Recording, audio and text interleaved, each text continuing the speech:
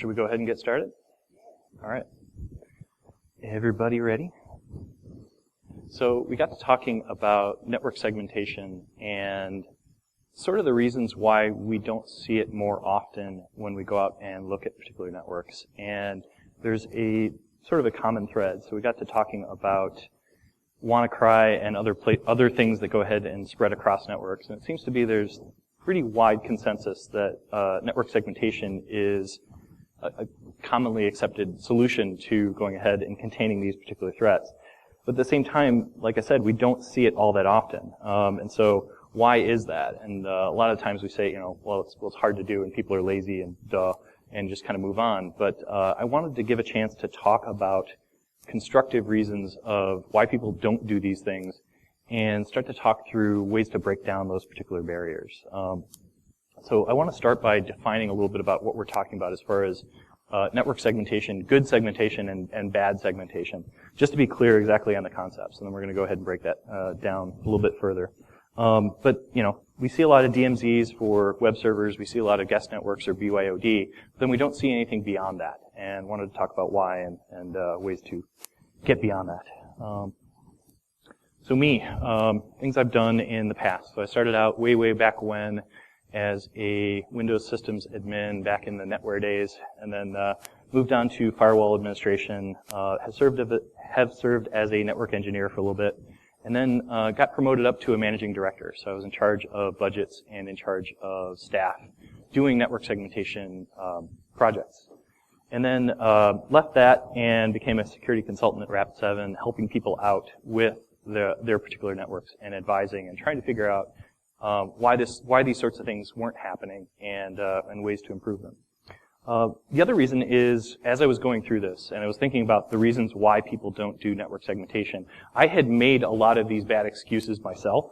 And so I'll be going through some of them, but I'm as guilty as just about everybody else. So I'm going to try not to call these things excuses. I'm going to call them barriers because I feel bad for also making these particular excuses.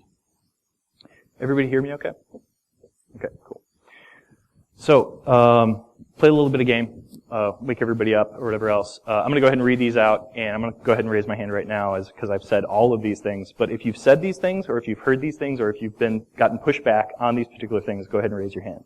So, reasons why people don't do network segmentation will be seen as disruptive if we block business-related traffic, and we'll get a few steps in, and they'll go ahead and push back. Okay. Probably the most common one. If the attackers have gotten this far, they already own us already, so why bother? Okay, awesome. We're not staffed to conduct or maintain an internal segmentation effort of this magnitude. We can't do this and our day jobs. Okay, awesome. And then our firewall cannot handle all the internal traffic. So if we route everything to it, it's just going to overload it, so let's not bother. And the budget won't account for buying the other one. Okay, so a little bit less common, but still fairly common. Again, sort of the agenda, we're going to go ahead and break those down or bunch them up into to three main categories. And so discuss different ways to go ahead and attack the too hard to do, it's impossible to maintain once you have set it up, and then the tech or budget can't particularly handle it. So we'll talk about defeating those particular things. I'll give a few reflections in terms of when I've gone ahead and run these projects, ways to kind of defeat other social barriers that you go ahead and hit as well. And then we'll have time for QA, hopefully, if I don't go on too long about stories. If you have any questions during the presentation, go ahead and just fire them off and let me know. As far as putting this together, I started diving into various rabbit holes as far as tangents. And there are quite a few tangents. There are quite a few ways to improve network segmentation by doing other control areas as well. And so things like endpoint protection, data classification, a number of other control areas definitely play into this. And they're all part of a good defense in depth strategy. That being said, we can't cover possibly all of those things. So I'm going to try to steer as close as I can to the center of network segmentation, but we're going to dive into a few alternate topics as we go through. So let's start out by defining what we mean by good network segmentation, but it's sometimes difficult to go ahead and do that. So we're going to start with what bad segmentation is. We know what bad segmentation looks like. We know that the crunchy exterior and the chewy center is a really, really bad model. And so when I go in and look at particular networks for clients, we see a lot of things where they basically have an implicit trust model, where everything internal is at a high level of security, and then the low level of security for the DMZ and other external assets. And basically, everything internal has carte blanche to everything external, but there's also that free reign inside that particular environment. So that's what we're talking about, bad segmentation, where file servers, database servers, app servers, staff, network management segments, backup segments, all of that can see all of each other. And so we see a ton of lateral movement possibilities. And so I spent a lot of time talking to penetration testers as well, and talking about exactly what things would slow them down in an environment like this. And by and large, what they said was actual segmentation. Give me a maze, give me a challenge a little bit to try to run through that, and then set up some sort of detection in and around that maze. What we also see is a lot of implicit allow ACLs, and this is sort of default behavior on a lot of firewalls and a lot of networks as well, where you kind of set one particular zone and then you can kind of waterfall down into any other zone that's beneath that. And so we want to look at implicit ACLs as well. One of the things that when I talk to clients is I ask them, do you have separate VLANs? Do you have network segmentation? They say, absolutely, we have VLANs. And I say, do you have any ACLs between them? No. They just use them purely for addressing. That's not what we're talking about as segmentation. We can go ahead and use those things. Those are nice structures to go ahead and build preventive controls around, but that's not what we're talking about as far as segmentation goes. And then the last thing, and this isn't what I put in the slide, but the print and copier networks and all of the other networks where people don't think about mounting attacks from, but our penetration testers absolutely love staying resident on non-computer devices and leveraging attacks from there. So just be aware that those things also play into your internal segmentation strategy as well. So what are we talking about as far as good segmentation then? So DMZs and guest networks are a great start. BYOD is a great start. Basically walling that stuff off and keeping it and having it internet egress only is awesome. But then we need to do a lot further segmentation, and that's where we see it breaking down. So we see some PCI networks that are walled off. We see some HIPAA networks that are walled off.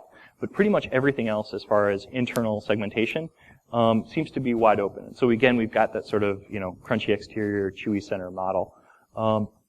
And so this is sort of common sense stuff. I'm just going to rifle through it, and then we're going to be getting into the real meat of the talk. But we need to define internal boundaries. So those internal boundaries could be made based on proprietary and confidential information, data locations, so key locations where you're going ahead and storing all of your core data, role-based access as well, so who needs what, and then falling back to a least privilege model. And again, like I said, these things are common sense, but if they're such common sense, why aren't we seeing them more often? So let's dive into a couple of the barriers that we're seeing. Internal network segmentation is too difficult, which is we'll be seen as disruptive if we block business-related traffic. We'll get a few steps in, and then we'll go ahead and push back.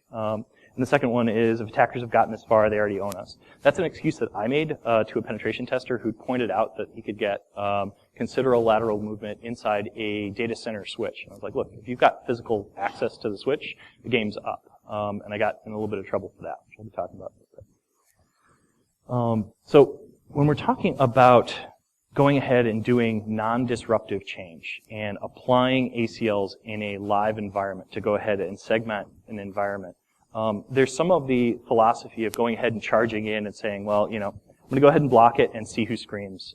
And I did that for a little bit in the start of my career. It doesn't work, and you guys know that as well. And so you're not going to get far if you go ahead and take that approach.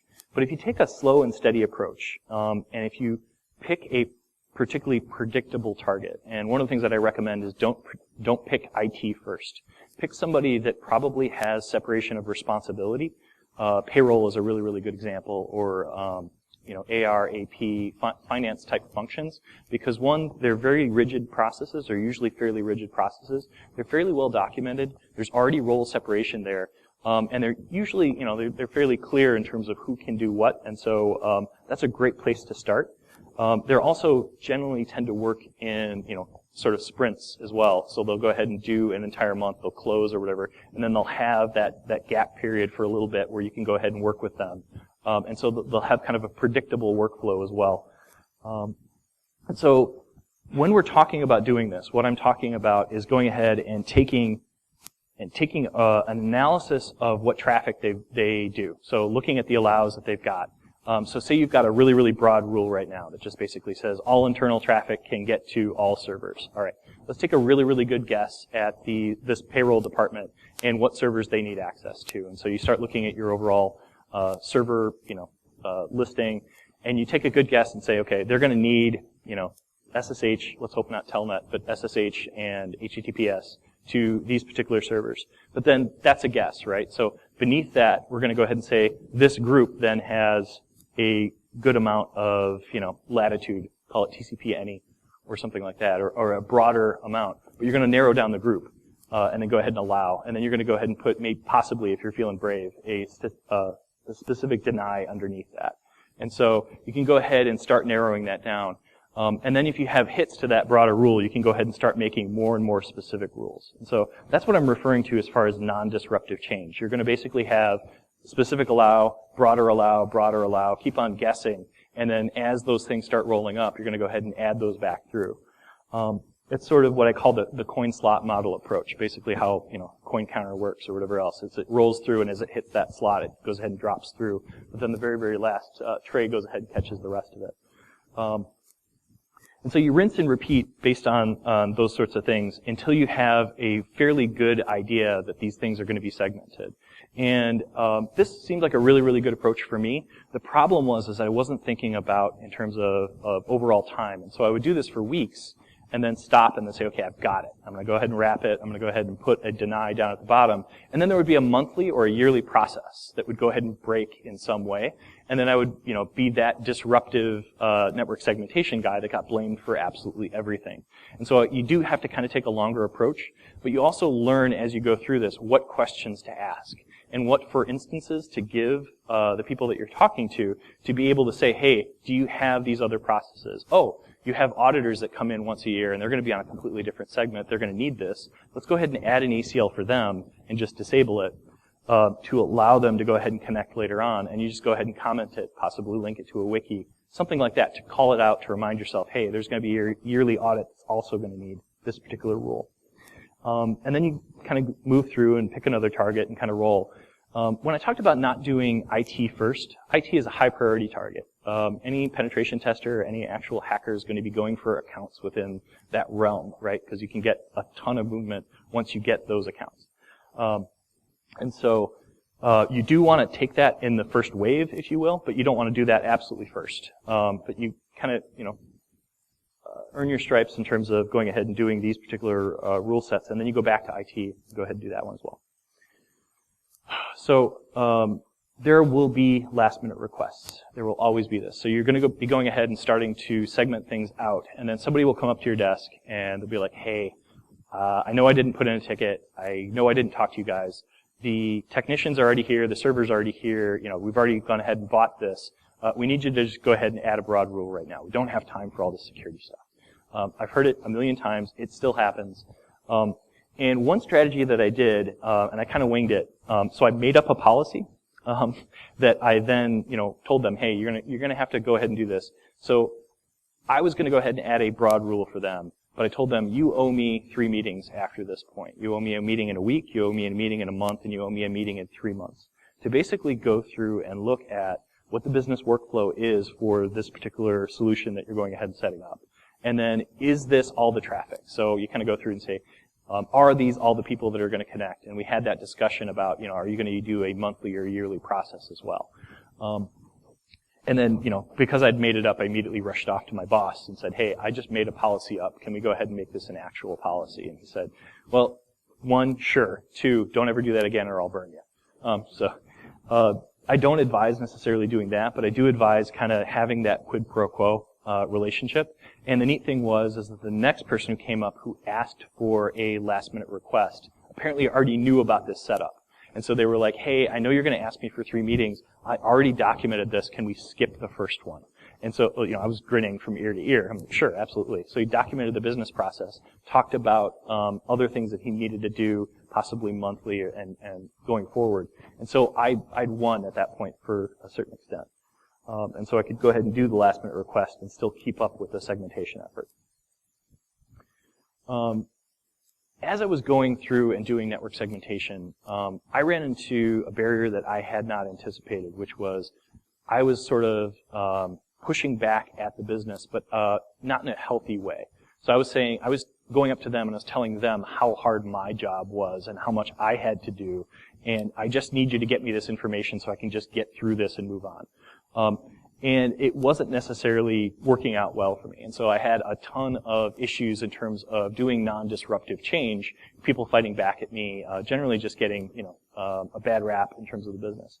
And my boss kind of pulled me aside and said, there's 2 ways to do things, the easy way and the right way. And if you do things the right way long enough, they become easy. And I got really sick of that statement. And he wrote it on his whiteboard and would point at it every once in a while. But it became rules that I kind of lived by, which was I was going about it and saying, look, I need the easiest possible path, the shortest path to going ahead and getting the network segmentation strategy done. And I didn't want to do anything else outside of that particular strategy to go ahead and get to my objective. And I was running in a ton of friction that way. One of the things that I didn't do is that I didn't document everything. And so I was documenting the who, what, when, where. All of the things that I needed in order to create firewall rules and do all of the remarks for those things. But I wasn't documenting the why and the how. And if I didn't know exactly why these things were important to the business, and I didn't know necessarily how these things transpired, I didn't anticipate the next questions. And so I was constantly running into brick walls in terms of that. And it took me quite a while to learn that if I asked those questions, I not only knocked down that particular battle, but I won a bunch of battles ahead of time that I didn't even realize. And so one of the things that I would say to you guys is don't kind of make that same mistake. If you can go ahead and document the why and the how, not only is it going to help you in your particular initiative, but as you onboard people into your security team or to do firewall administration, they're going to be able to go ahead and read that, or they're going to be able to go ahead and follow a remark to a wiki that goes ahead and details why this is important. So yeah, this is a payroll rule. So this is how everybody gets paid. I like getting paid, but I also now understand. Okay, they're going to have tax responsibilities as well. So right around tax season, I could probably expect some other sort of connectivity patterns. And so again, kind of clues into that whole strategy. The first few workflows are not going to necessarily go well, and so the other thing that I would say is keep pushing, and that's probably the number one issue that I see with network segmentation is I'll go ahead and look down a set of firewall rules, and there's like 400 rules that are really, really specific, and then there's an any allow at the bottom that's not logged in any way, and so they're not even tracking. They just have completely lost momentum on it. And it happens more often than you'd think. I mean, it happened to me as well, where we lost momentum on this thing a couple times because we have these fights, because we have this pushback. So you iterate, you keep learning, and if you keep pressure on it to a certain extent, you'll actually make forward progress, and it will get quite a bit easier. But the other thing is that just like any big project, call it NAC, call it virtualization, server consolidations in the past, when you're doing network segmentation, you're going to be that guy that's blamed for everything. And so if the coffee tastes bad, all of a sudden it's going to be the network segmentation guy's fault. And it's the way it is. And so learn to kind of deflect that, or learn not to take it personally, not let it get to you to a certain extent. The other one is, like I said, an excuse that I made to a pen tester, basically, which is, if you've gotten this far, the game's up anyway. So you've gotten physical access to the data center, I don't care at this point. It's game's up. And I actually gave that flippant response back to a pen tester who went ahead and took that answer and wrote it into the particular evaluation, and it went up the chain. And I got pulled aside, and it was nice in the sense that it wasn't a punitive type thing. But my VP kind of pulled me aside and said, look, it's not your particular job to learn where to declare defeat. That's the responsibility of the guy who's signing your paycheck. And so absolutely don't start picking ground in which you're going to go ahead and give up. I want you to treat everything as absolute defensible ground. So I want you to go back and think about the switch and say, hey, how could I defend this better? Even if I can't go ahead and replace the switch right now, what things can I do to absolutely not only improve the physical security, but also remediate this particular gap? And don't go ahead and ignore certain gaps in the environment and just say, hey, those are beyond anything that we need to worry about. And when we started doing that, we started also simulating attacks from odd vantage points. And so I talked about printers, but also backup networks. We found that our backup network was incredibly permissive, and it went ahead and allowed access to pretty much every server network without any sort of ACLs or any sort of alerting for movement in the environment that happened at times other than when we typically ran the backups. And so if things are traversing your backup network in large quantities, and it's not time for a backup or you're not doing a major restore, that should be something that should have a detective control around it. So you should have some sort of alerting. We simulated attacks as well from DR, dev, QA, and test environments. And initially we didn't really care about those things because they didn't contain production data. But what we didn't realize after talking to a pen tester, we realized is that they mimicked the structures and all of the data types that were going to be in production. And so it was a perfect practice environment for exactly how to go ahead and breach production. And so we had absolutely no alerting because we didn't care. Usually the devs and the QA people or whatever else would break QA or test, and we would just let them do that. We didn't want the alert fatigue associated with doing it. But then we had no vision whatsoever into when a attacker was going ahead and testing out techniques in dev and QA, these cloned environments, even though they didn't contain data that was really important. And so that's something else that we learned as well, is basically simulating attacks in our environment and looking for ways to further segment. The second issue, or the second barrier that we're going to be talking about is once you go ahead and set this up, it's fairly difficult to maintain. So it takes quite a bit of effort. Each new thing that comes up, you're going to have to go ahead and try to go ahead and segment it out. Or every time you're changing an application, every time you're doing a business workflow change, you're going to have a ton of work as far as going ahead and segmenting things out. And so the typical response is we're not staffed to conduct or maintain the segmentation effort of this magnitude. So we can't do this in our day jobs.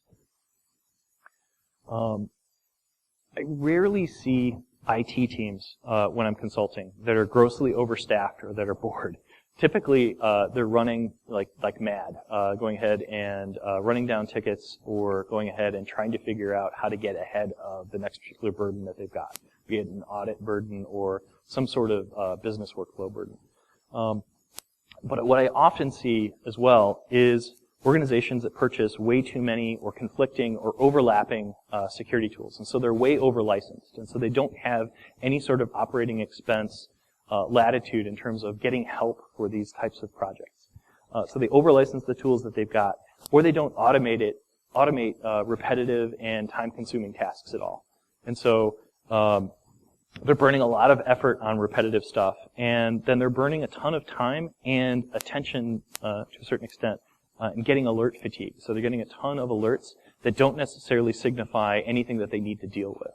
And so changing that scheme quite a bit and saying, I'm only going to alert if it's something I actually need to act on, versus going ahead and sending the rest of the detective controls to something that's going to create a roll-up report.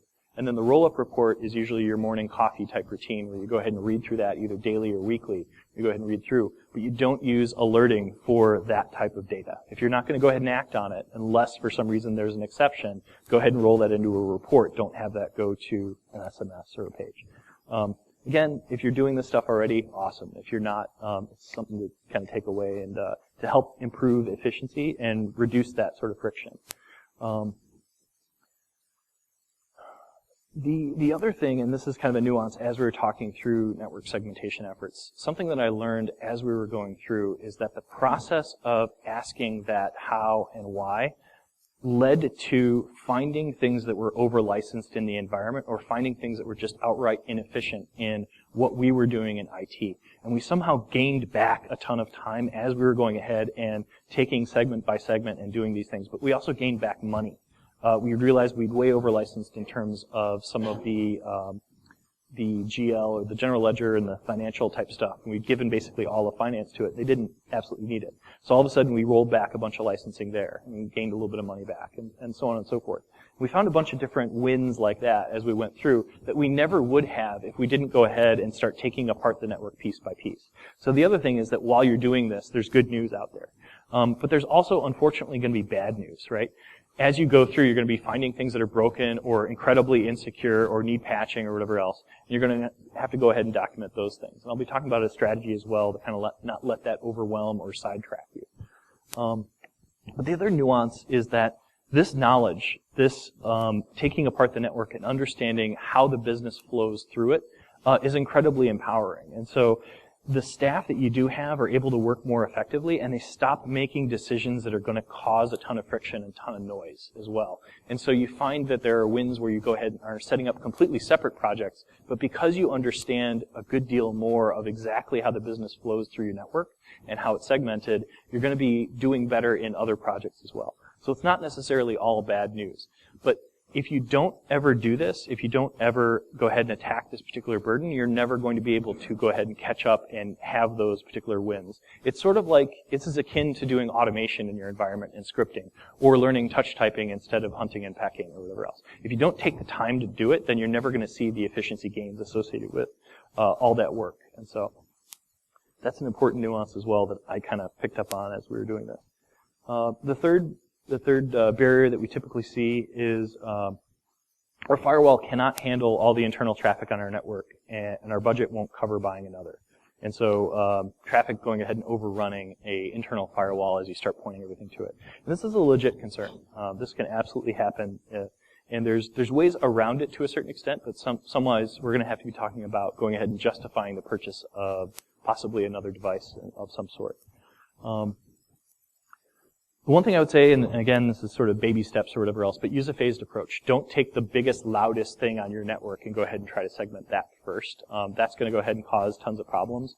But the other thing is that take a look at what existing traffic is going through your firewall. That might be a clue already about where segmentation needs to happen, but it also may be a clue that you've got a ton of noise going through your firewall that doesn't necessarily have to.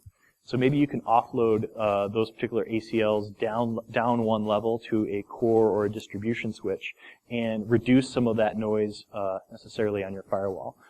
If you're going ahead and taking those syslogs from your switches and your core and sending them to a SIM and going ahead and doing alerting that way, that might be a way that you can kind of save yourself a little bit of traffic. But it depends entirely on what you want to segment out and the level of logging that you want and the level of segmentation. The other thing that we see is that vendors will sometimes suggest, well, if you're seeing a high memory, high utilization, high CPU, go ahead and turn down the logging level, especially on internet egress traffic.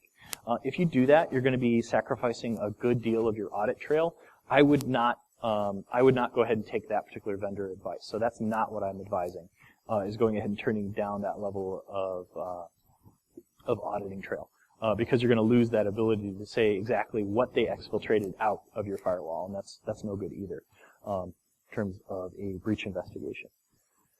So the other thing is, like I said, consider offloading your ACLs off to separate switches. And so if you have some ability to go ahead and do one of the suggestions, by the way, as I was talking about this, and Jerry Bell, Malicious Link, I think posted a link to port isolation. And so if you haven't looked into port isolation on your distribution switches, it is basically, it turns off that implicit allow between ports in the same segment where everything on the switch can go ahead and talk, and it doesn't go up a level or down a level in your environment. If you don't need that, you can go ahead and turn on port isolation for each port, and then they have to go back to whatever the next hop is, which could be your firewall or your core. And from that point, you can do workstation to workstation isolation. Now that's not in lieu of doing a local firewall or a local intrusion prevention solution, but it should be layered on top of that particular strategy. But that was a particularly good one. So if you see him, thank him for me. I did online. Is Jerry here? Anybody know? Okay. Awesome. And then the last thing, and this is again kind of a nuance, is if you can't absolutely route everything through your firewall, and you know you absolutely need to. So you've already curbed a lot of this inefficiency. You looked for a lot of this noise. You figured, certain things you can go ahead and offload, and you're still overloading the particular device you have. It may not be designed for an internal network segmentation effort, and that's very possible. There's some lower level Palo Altos that only allow like 500 or 5,000 ACLs total. Now, in typical environments, you may not run over that amount, but as you start getting close to that, you'll hit your memory and CPU and throughput caps and things like that. And so it's possible that you're going ahead and overrunning your particular device. And if that happens, one of the things that we need to get across to our superiors is that network segmentation is not a nice-to-have anymore. It's not like it going from the A to the A+. It's absolutely essential in terms of going ahead and containing these new threats, or the existing threats that we've got. It's been essential for a long time. It's a foundation of doing good networking. So this is our day job to a certain extent. Saying that you can't do this and your day job, this is part of the security realm at this point. So we need to accept that, and we also need to communicate that upwards. And so we'll be talking a little bit about how to communicate that upwards. When I started doing this, I realized that one of the barriers was me, right? So I was fighting back and I was pushing back at people and I was being resistant to actually learning the business. But the other thing is that I had a sense of learned helplessness. And so I thought, well, if I can't figure this out, oh well. I guess, there's nothing that can be done about it. And so I kind of had this initial barrier where, I would just give up way, way too easy.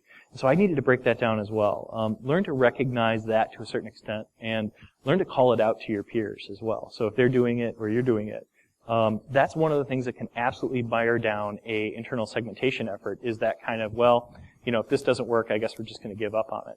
There are ways through this particular problem. Sometimes you just have to push harder, and sometimes you have to find a different workaround or a different business justification to go ahead and get through it. But it's definitely a thing. The other thing is that as you discover these particular problems, so as you're going through your network, you're going to be discovering things that are horribly broken, horribly bad, unpatched, telnet in places where you really, really don't want it, or things where people say, I absolutely can't patch this particular solution. And so you're going to need to find ways to contain those things that you can't patch if the vendor indeed won't allow you to do that. And they're going to mire down, to a certain extent, your forward progress, your forward momentum. One of the things that I had found was that I was starting to get overwhelmed, right? I was trying to keep these all in my head or keeping like post-it notes at my desk or whatever else, but I wasn't communicating these things either upwards or across to my peers. So I was holding on to quite a few of them. And again, that was kind of feeding into that self-defeating behavior. We're never going to get through this because I keep on discovering crap on the network. What are we going to do? And so one of the things that I ended up doing was a state of infrastructure report where I basically took, and it was like a still broken list or whatever else, of all the things that we found that were broken. And the list kept on building, but we started knocking things out as we were doing network segmentation, but we also got a chance to share that up the chain. And I didn't realize how much that saved me from over-coffeeing, over-drinking, not sleeping, everything else like that, is because it kind of burned away that stress to a certain extent.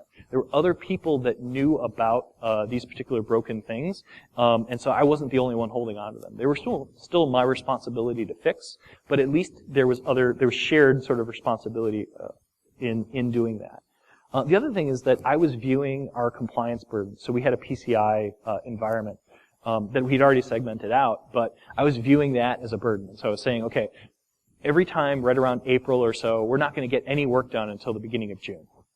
And that's just the way it is. And, we're going to dread it and stuff like that, but we're not going to go ahead and get anything done. And not utilizing that was a big shortcoming of mine. I didn't realize that in and of itself is leverage. That is justification for going ahead and getting a lot of these other initiatives done. And it so clearly points to budget, and it so clearly points to business risk and all of that. It's incredibly easy to go ahead and make that justification and not necessarily to use the auditors as a club, if you will, but learn to absolutely love those particular rules and apply them. And you use that kind of as a talking point towards getting network segmentation done or other security projects done. Now, as you do that, unfortunately, you're going to learn to have to communicate security gaps into business risks. And that's one of the takeaways that I learned going through a segmentation project is you will never do this just solely by knowing all of the technical aspects of the particular technical platform that you're trying to segment. onto. You will have to learn a little bit of the business language. You'll have to learn the workflows in order to do this correctly and to finish this and then to maintain it. And so in doing that, metrics are absolutely your friend.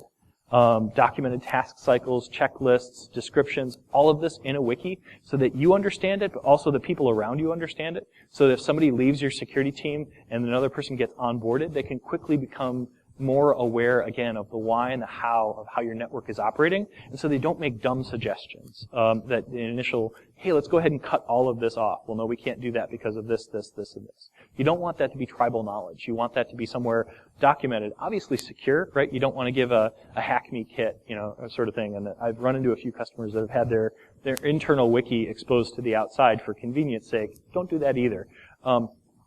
But go ahead and have that documented. That will help you out a ton. And the other thing, and this is something I didn't anticipate, was that as you're doing these particular things, obviously people talk in your environment. And so I wasn't expecting the talk where I'm going up from the lobby up to my particular floor. CEO jumps in and goes, so how's that security project going? And I missed an opportunity, right? Because I could have said, hey, it's going really, really well. I've got a report, and what we're going to run into is around 60% or 70% of doing this. We're going to go ahead and run out of money. We're going to run out of funding. We're going to need to go ahead and buy more. I wasn't ready to go ahead and give numbers. I wasn't ready to go ahead and say exactly when we were going to hit that gap and all of that. That would have absolutely helped. That would have been amazing in terms of timing, and I could have had a good win, a good conversation, and a good justification. I wasn't ready to do that. And so luck favors the prepared. Get that ready beforehand for the next bad instance or the next, just weird elevator conversation where you're going to go ahead and have. It's, like I said, doing that research as well will help you, call out exactly when you might run into problems, and help you figure out your strategy, but it also help call that up to your execs. So if there is no dialogue, and this is what I hit in another organization, is every single money discussion that we would have would be shut down. We don't have money. Sorry. Yeah, you're going to have to figure out how to do it just with what you've got, or figure out a way to make more money, or free up more money in your existing budget. We're not paying you anymore at this point to go ahead and do this. And that really, really caused some friction, because we were thinking we were pretty lean and fairly efficient. We'd gone ahead and knocked down a bunch of these things, and at that point we just couldn't make it work anymore. One of the strategies that we did was we took every incident that came out, and this was around, I want to say, Heartbleed, Shell Shock, Poodle, right around there. We went ahead and took every particular incident where we needed to communicate up, what this particularly happened. So we gave a quick executive brief of why you should care about this, what it is, and what we did. What we did to go ahead and remediate it. And they loved it, right? Because we just gave them within 8 hours or thereabouts, they had something where if they got hit on it, the CEO, the CFO, the head of legal, if they got hit on it, they could speak intelligently to it, or at least crib the notes and kind of read them out loud and say, yep, our IT department has told us about this, which was great. But one thing we snuck in there after a few of those was, hey, what would happen if we were the primary target? So if we didn't get advance notice because they went ahead and hacked us first instead, of getting the news that, hey, this poor unfortunate company got hacked and here's a patch now. So how would we have fared if there was no patch or if there was no advanced warning? And they didn't like that answer at all. They didn't want that in email. They didn't want to hear it and stuff like that. But, unfortunately, it's the truth and it's bad news. And so we had to deliver it. But then we started talking about, hey, here's how we would have fared. Here's how we could have fared if we were able to do this particular project, or were able to justify these possible things. And we have a attached report, or we have the capability to go ahead and remediate these things. We want to have that conversation. And I'd love to tell you that worked. It didn't work for the first 5 times. And basically we just got dead air. They didn't want to talk about it. They kind of grumbled about, again, the bad news in there, but also grumbled about taking a bad opportunity or a bad event and then go ahead and asking for money. They didn't particularly enjoy that. But around the 5th time of seeing that and kind of internalizing this risk and looking at all the different companies that kind of got either owned or knocked offline for quite a bit, they started asking questions back and going, okay, well, if we can't give you this budget, what if we gave you this? What if we gave you more consulting dollars? So if we didn't give you capital budget, what if we gave you OpEx and gave you some more help and go ahead and knocking these things through? So the conversation changed a little bit, and we earned some face time. to a certain extent. That can considerably help. Not that money solves all of this, but it definitely can help if you're kind of tech-bound in terms of those things. So let's talk about what the finish line looks like. It's going to be different for everybody, but we're generally going to be going from this Chewy center model. We're basically going to be exploding out different segments. And one of those, they're not particularly showing up as gray, at least for me, but what those little bubbles effectively are is there's no implicit trust anymore. We're not doing an implicit trust model. We're doing granular ACLs to each one of these particular segments. And so we know specifically what they need to go ahead and connect to. And so every time a sales laptop is connecting through the distribution switch, through NAC, through the core, through the firewall, out to the app servers, we know exactly what ports they need to connect to, and we know what user groups need to connect to those particular things. And so we're segmenting those out by AD groups or, some other grouping that your firewall can do to go ahead and allow very, very specific and constrained access. And likewise, we're breaking all these other things out. And then we also added, in our case, we added a DB proxy in front of our database servers so that we could kind of clue in on exactly when those giant queries came through that didn't seem legit or some sort of possible exfiltration attempt. Or just inefficiency, right? Because there could be users that don't know what they're looking for and they just do a select star just to go ahead and grab the entire database. We didn't want that either. We didn't want them, driving up the utilization. And the segmentation effort allowed us to do that. We also had particularly old web presence. And so one of the things that we got justified was a web app firewall to stand in front of that. And so our web devs couldn't secure a lot of these things against the common attacks, but the web app firewall could. And so it was, kind of a half-assed solution. It's not something that I'd recommend. You ideally want to secure the source and have something in front of it. It's also secure.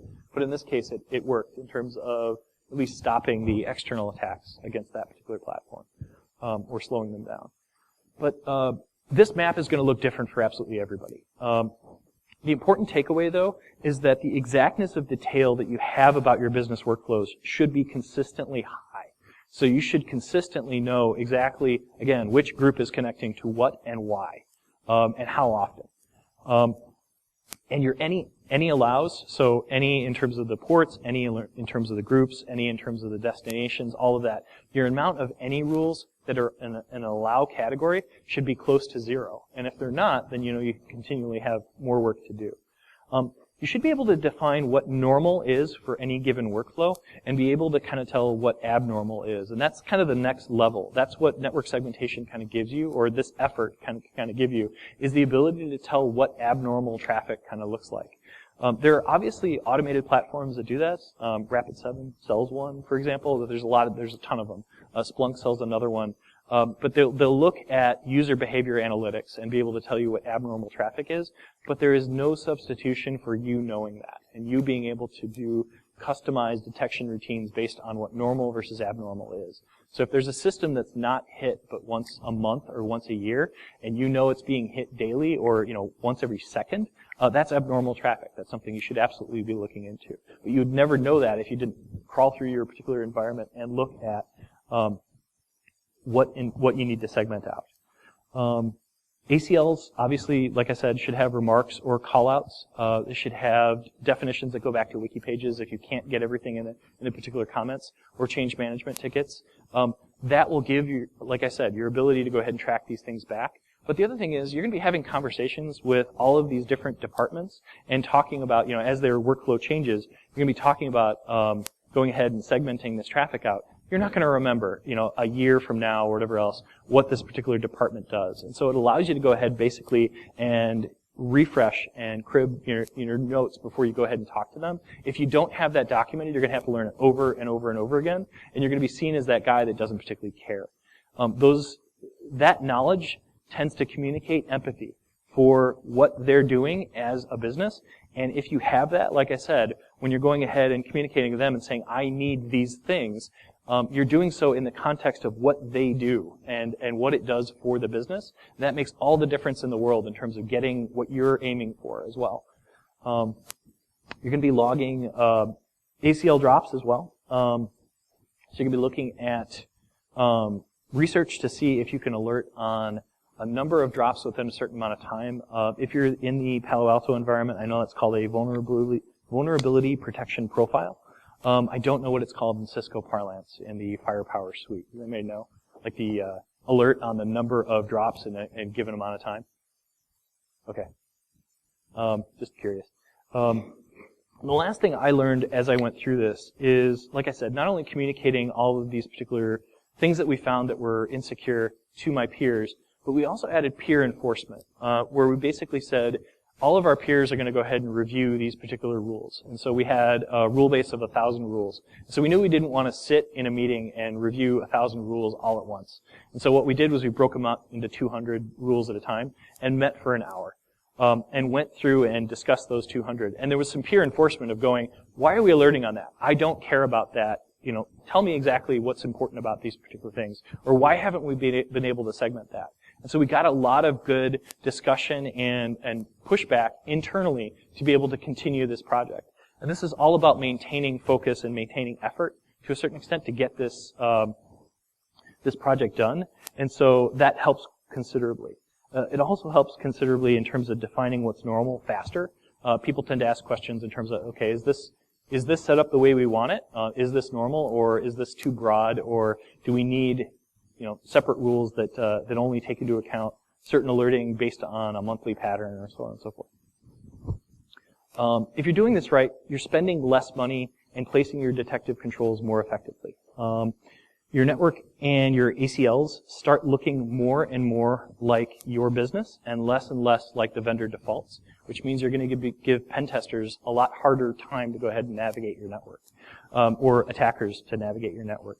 And as a result, you're going to force them to have to do more recon. And as they do recon, you have opportunities to go ahead and pick up on those recon events and possibly trigger alerts and possibly contain them. And those are all absolutely wonderful things. Like I said, consider the network isolation at the port isolation level. But also, when you learn all this stuff, it becomes somewhat trivial to go ahead and turn on local firewalls. It becomes trivial to turn on host intrusion protection profiles. So you get all these benefits out of these things, all these tangents that work out really, really well too, to kind of do a layered defense in depth strategy. There was a few questions in terms of, are you going to hit the overall ACL limits for a given platform? In doing some research, there's only a few where we might get close to that particular bottleneck. I have not seen a network yet that's over 5,000 individual ACLs that's well segmented. I have seen over 2,000. But I'm just, every environment's different. Take this with a large grain of salt. This depends a lot more based on, your overall throughput and a lot of other things that you're doing with your firewall. And so just looking at the number of ACLs is a horrible way to evaluate a platform. But just FYI, this is the theoretical limit on the number of ACLs that you could possibly have. Some of these, correct. Right, how much you can process is completely different. But yeah.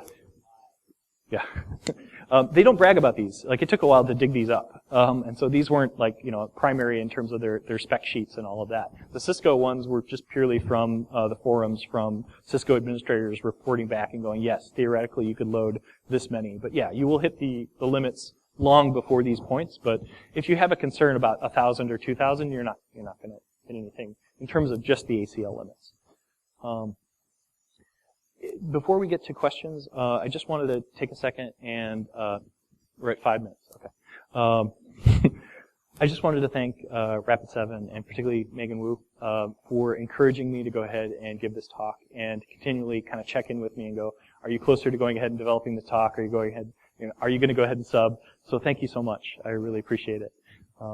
And thanks to my entire team, Advisory Services, for being here, including Jay Radcliffe, which apparently is just a giant cutout head of Jay Radcliffe. Any questions? There's a microphone over there. There we go.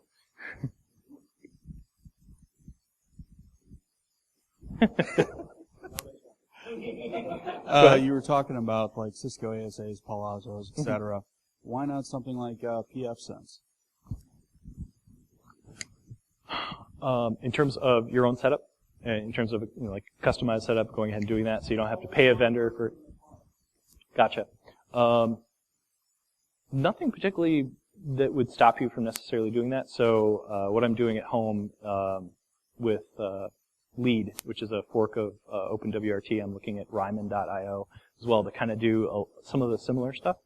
But in terms of a larger setup, so sometimes the vendors go ahead and take some of the setup burden off of your shoulders. That's the only thing I could say necessarily for doing it. But I don't think there's anything particularly wrong about going ahead and kind of making your own path in terms of that.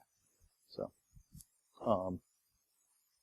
yeah, I can't think of anything that would necessarily stop you other than, I mean, there's some really, really nice profiles and some really, really nice stuff already set up, at least on the PA platform, as far as looking at groups or they have a migration tool that you can go ahead and evaluate your entire rule base and then say how many rules, what percentage of rules have this level of broadness.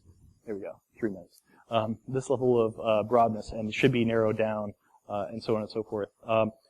There are also platforms like Nipper that go ahead and let you evaluate a given rule base, and I don't think Nipper is compatible with pfSense yet, but they allow you to do a benchmarks-based evaluation of the entire configuration and call out some issues as well. And so those would be the only things, is you couldn't do those advanced sort of hardening and optimization against the rule base. But that's not to say that you couldn't do that manually anyway. And there's a good amount of value associated with, if you do it by hand manually, you're going to be thinking a lot more about your particular setup. And so I don't like to poo-poo, kind of doing it all sort of manually, but it depends on how much time you've got and what tools you have at your disposal. Any other questions? Go ahead.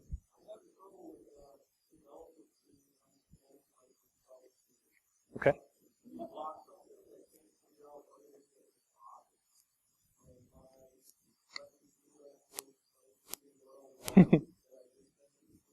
Mm-hmm. Yeah. Right. Mm-hmm.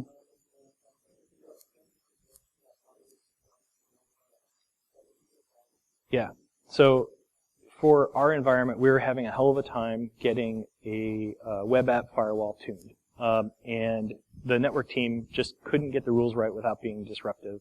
And we went back and forth. And we ended up throwing that back up to management. And my VP basically said, for every solution that the app devs come up with, that we have to go ahead and harden, they're going to have to sit with you and troubleshoot back and forth on the particular web app firewall. And so it was a shared responsibility. That's one way to break that particular silo down, is if you have to. If it's made a job requirement or a job responsibility, obviously that's a more harsh way to do it than the social aspect of going, hey, I understand what this app does, but I don't understand what it needs, and kind of going that route. But the soft approach obviously is saying, hey, I understand what this does in terms of the business, I understand your requirements, I understand how the app works, I just don't understand how to secure it. Starting with that language, maybe the best way to approach, and then if that fails, then you can go back to leadership and say, look, I've given it my best effort, been empathetic, I've learned, I've crossed that gray area, I've gone beyond my particular wall into their area, tried to learn this out, and it hasn't worked. Can you make this a shared responsibility as part of their job responsibility? And then all of a sudden, it's weird how things get solved as soon as it becomes a necessary requirement. All right. I do need to give the podium up to the next speaker, but if you want, go ahead and hit me up at BeattyJ on Twitter. You can ask more questions there. Thank you.